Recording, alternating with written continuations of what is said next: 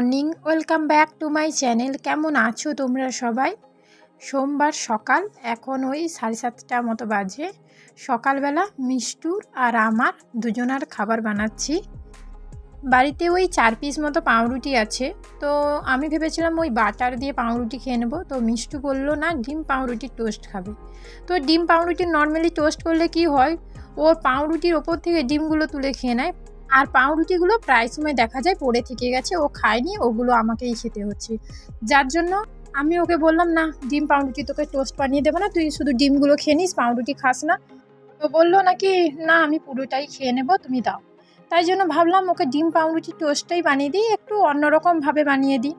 আর মায়েদের বাচ্চাদের খাওয়ানোর জন্য কত কিছুই না করতে হয়, একটু বার বেশি নয় তো খাটনিটা হলো, তাও অন্যরকমভাবে একটু বানিয়ে দিই যাতে পুরোটাই খেয়ে নিতে পারে আর নষ্টও না করে। প্রথমে তো ওই একটা ডিম দিয়েছিলাম, তারপরে দেখে মনে হলো না একটা ডিমে হবে না, তার জন্য আরও একটা ডিম দিলাম। ওতে দিয়েছি পেঁয়াজ, ধনেপাতা, লবণ, গোলমরিচের গুঁড়ো দিয়ে ভালো করে ডিমটাকে ফেটিয়ে নিয়েছি। তাওয়াতে সামান্য একটু তেল দিয়েছি, আজকে আর বাটার দিয়ে বানালাম না, তেল দিয়েই বানাচ্ছি। দিয়ে পাউরুটিগুলোকে ভেজে নিলেই ব্যাস হয়ে গেল। এইভাবে ভেজে দিলে একটা জিনিস কি হয়, ও না পাউরুটির উপর থেকে ডিমগুলো আর তুলে খেতে পারে না, কারণ ডিমের ভেতরেই তো পুরোটা কোট করা আছে, যার জন্য আর ডিমটা তুলে খাওয়া সম্ভব হয় না, ওই পাউরুটিটা পুরোটাই খেতে হয়।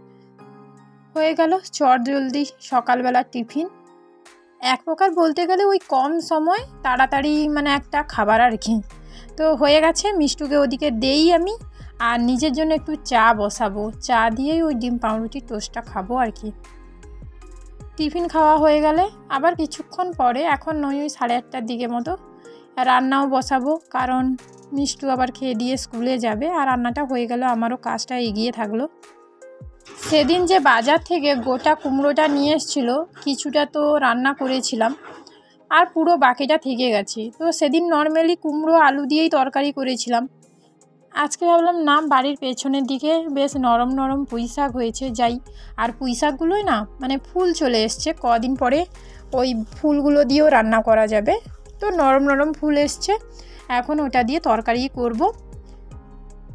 আগে পুঁই শাক আর কুমড়োটা কেটে নিয়ে ওই কুমড়ো আলুর পুঁই শাকে তরকারিটা বসিয়ে দেব, আর এক সাইডে ডালটাও বসিয়ে দেবো। ডাল করব নর্মালি মুসুরির ডাল, দুপাশে দুটো রান্না হবে, আর বাদ বাকি কী রান্না করব না করব আনাজগুলো কেটে নেব। কি রান্না করব এখনও বা ঠিক করিনি, দেখা যাক কী রান্না করি। তবে ওই যে সেদিন যে ছোটো ছোটো পোনা মাছগুলো কেটে রেখেছিলাম না, ওই মাছগুলো আজকে কবে তরকারি করব ভাবছি, ওই মাছের ঝাল করে ফেলবো। আর ডাল হচ্ছে, কুমড়ো আলু তরকারি হচ্ছে, আর কি হবে দেখি। কুমড়ো আলু আর পুঁই শাকের তরকারিটা হয়ে গেছে, এতে বেশি কিছু মশলা দেইনি, ওই পেঁয়াজ কুচোনো, টমেটো আর সব গুঁড়ো মশলা দিয়েছি, কোনো বাটা মশলা দেইনি। ওই যে কাটা মাছ নিয়ে এসেছিলো না, কিছুটা মাছের তেল থেকে গেছে, যার জন্য মাছের তেলটা আগে আলাদাভাবে ভেজে রাখছি। এমনিতে মিষ্টুর পাপা যেমন মাছের তেল খেতে ভালোবাসে, তেমন মিষ্টুও কিন্তু খুব মাছের তেল খেতে ভালোবাসে। ও আবার মাছ অত পছন্দ করে না, কিন্তু মাছের তেল আর কোনো বড় মাছের মাথা হলে ওই যে মাথার যে কাঁটাটা, ওটাও খেতে পছন্দ করে, যার জন্য ওর জন্য ওগুলো রাখাও হয়। এদিকটা এই যে মাছগুলো ভেজে তুলে নিয়েছি, তারপরে কড়াইতে ওই উচ্ছে কেটেছিলাম। আজকে ভাবছি ওই উচ্ছের আজকে সর্ষে বাটা দিয়ে তরকারি করব। এটা আমার মার কাছ থেকে রান্নাটা শিখেছি। এখন যেমন আমি সব রকমের সবজি কম বেশি খাই, তবে আজ থেকে 9 বছর 10 বছর আগে আমি কিন্তু অর্ধেক সবজি খেতাম না। উচ্ছে তো অনেক খাওয়া দূরের কথা।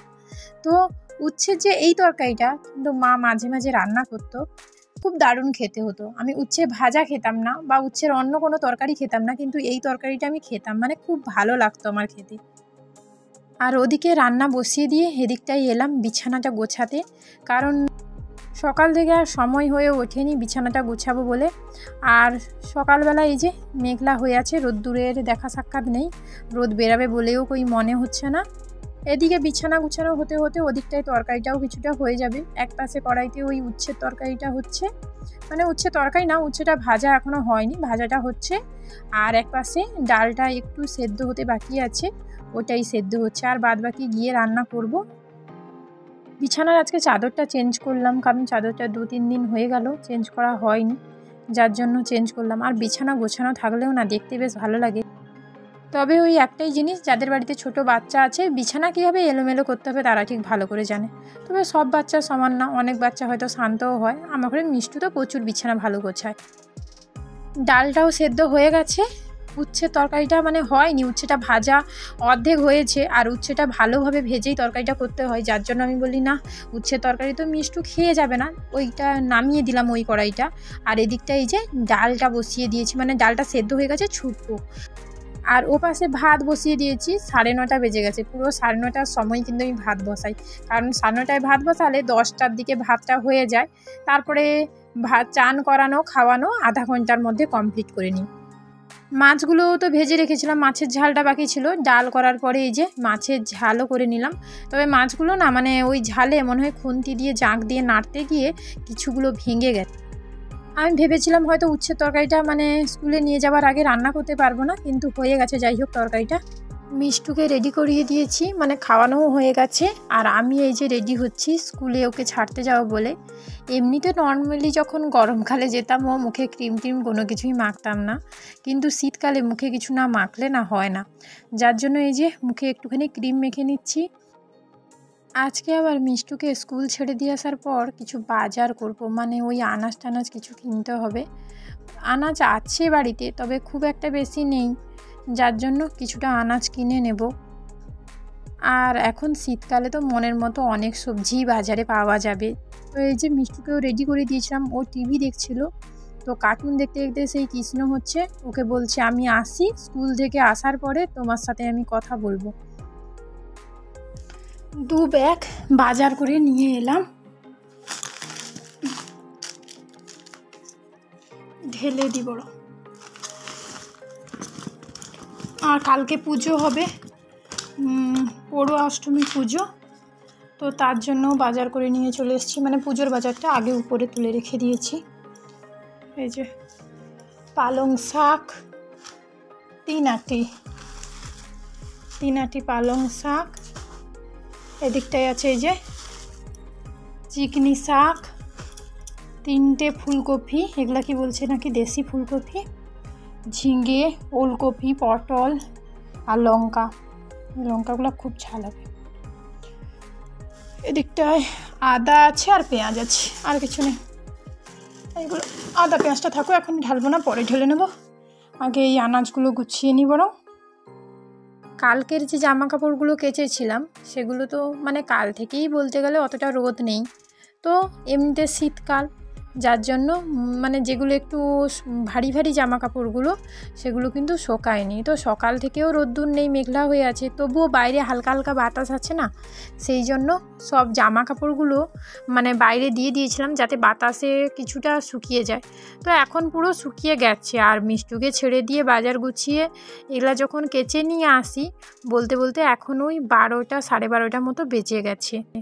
প্রথমে ভাবছিলাম জামা কাপড়গুলো কাচবো না, আজকে থাকুক, কালকে না হলে কাচবো। তারপরে মনে পড়লো না, কালকে পড়ুয়া অষ্টমী আছে, সকাল থেকে পুজো করব, তারপরে রান্না বান্না, যার জন্য কালকে হয়তো সম্ভব হবে না কাচাকুচি, তার থেকে বরং আজকেই কেচে নিই। আর আজকে যে বিছানার চাদরটা মানে চেঞ্জ করছিলাম ওটাও ছিল, ওটাও কাচতে হলো। আর মেঘলা হলেও বাইরে জামা কাপড়গুলো মানে দড়িতে দিয়ে দিলে ওই হালকা হালকা বাতাসে খানিকটা শুকিয়ে যাবে। আর দরকার হয় আজকে না শুকালে কালকে শুকাবে, যার জন্যই কেচে দিলাম। জামা কাপড়গুলো মেলানো হয়ে গেছে, এবারে যাব বালতিতে জল ভর্তি করতে, কারণ জল পড়ছে যখন ভর্তি করে নিই, আবার যদি বিকেলে না জল আসে, এমনিতে সকাল থেকে আসেও নি। এখন এই 2টো বাজে, দেখি না ও এখনও বাড়ি আসেনি। আমি যখন আসেনি মাছগুলো তো ফ্রিজে পড়ে আছে, মাছগুলো না কালকে বিকেলবেলা নিয়ে এসেছিলো, ফ্রিজের মধ্যে রেখে দিয়েছিলাম, সকাল থেকে তো কাটতে সময় হয়নি, যার জন্য এই যে মাছগুলো এক্ষুনি কেটে লবণ মাখিয়ে ফ্রিজে রেখে দেবো। ও এলেই দুপুরে খাবো একসঙ্গে। কয়েকদিন ধরে মাঝে মাঝেই মেয়েটা বায়না করছিল যে পিৎজা খাবে বলে, কিন্তু বাড়িতে চিজ ছিল না। আর চিজ ছাড়া না পিৎজাটা যেন কেমন আমার বানাতে ইচ্ছে করে না, আর খেতেও ইচ্ছা করে না, যার জন্য এই যে আজকে ওর পাপা নিয়ে এসছে চিজ।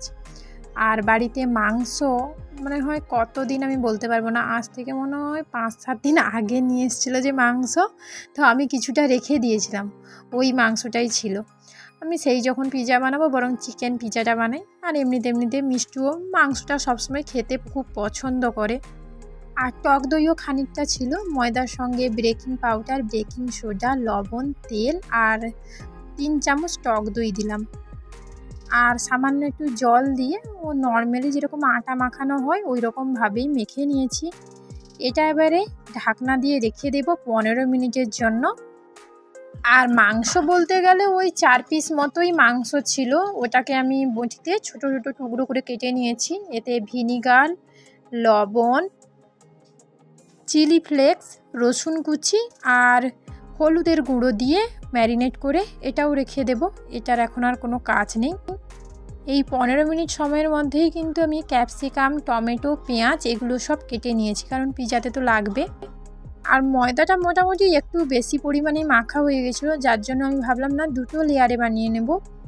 আর ওদিক থেকে মিষ্টু কি বলছে, একটু বেশি করে চিজ দেবে, বেশি করে চিজ দিলে না খেতে ভালো লাগবে। আমি তুই ভালো রান্না বুঝে গেছিস। কিসে বানাবো ওটাই চিন্তা করতে করতে আমি না এই প্লেটটাই বানাই। আর কড়াইতে ওদিকে আবার লবণ আর একটা স্ট্যান্ড বসিয়ে ঢাকনা দিয়ে দিয়েছি, কারণ ওটা গরম হতে হতে এই যে প্রথম যে রুটিটা করছিলাম একটু বড় করে তার ভেতরে চিজ দিয়ে আবারও ওই কাঁচা চামচের সাহায্যে ফুটো করে নিলাম। এরপরে এর উপরে পিৎজা সস দিয়ে দিলাম। এবারে ওই যে মেখে রেখেছিলাম মাংসটা ওগুলো দিয়ে দিলাম। মাংসটা প্রথমে যখন আমি ওই বাটিতে মেখেছিলাম তখন মনে হয়েছিল যেন কম, তবে ওই রুটির ওপরে পিৎজাটা যে বানাবো তার উপরে যখন মাংসটা দিয়ে দিই পুরো রুটিটার ওপরেই যেন মাংসটা ভর্তি হয়ে গেছে। মিষ্টু দেখে বলছে, মা ভালো হয়েছে, মাংসটা অনেকটা পরিমাণে আছে। আমি আচ্ছা হোক। আর ক্যাপসিকাম, টমেটো, পেঁয়াজও ওগুলো দিয়ে দিলাম। আর এদিক থেকে মিষ্টু বলছে, মা তাহলে কি পিৎজাটা হয়ে গেল?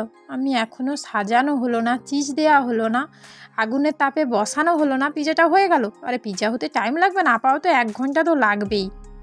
কিছুটা চিজ তো নিচে দিয়েছিলাম, আবার উপর থেকে কিছুটা চিজ দিয়ে দিলাম। আর পিৎজাতে একটু বেশি চিজ দিলে খেতেও ভালো লাগে। আর এদিকে যে কড়াইটা বসিয়ে রেখেছিলাম এতক্ষণে গরম হয়ে গেছে, তাপটাকে একবারে কমিয়ে দিয়ে পিৎজাটাকে হতে দিলাম 1 ঘন্টার জন্য। 1 ঘন্টা পর এই যে খুলে দেখছি যেটা হয়েছে নাকি, ভালো মতো হয়ে গেছে, কাঁচি দিয়ে চেক করে নিলাম। তো এখন এই কাটার পালা, কিন্তু পিৎজা কাটার যন্ত্র তো নেই, ছুরি দিয়ে কাটতে হবে, ওই ট্যারা বাঁকা হবে, কিছু করার নেই। মা মেয়ে দুজনায় বসে গেছি পিৎজাটা খেতে, আর ওদের জন্য এই যে রেখে দেব। মিষ্টু খেয়ে বলছে খুব কিন্তু ভালো হয়েছে মা। তো আজকের ভিডিওটা এখানেই শেষ করছি। সবাই ভালো থেকো, সুস্থ থেকো। ভিডিওটা ভালো লাগলে একটা লাইক করো। সবাইকে জানাই শুভরাত্রি।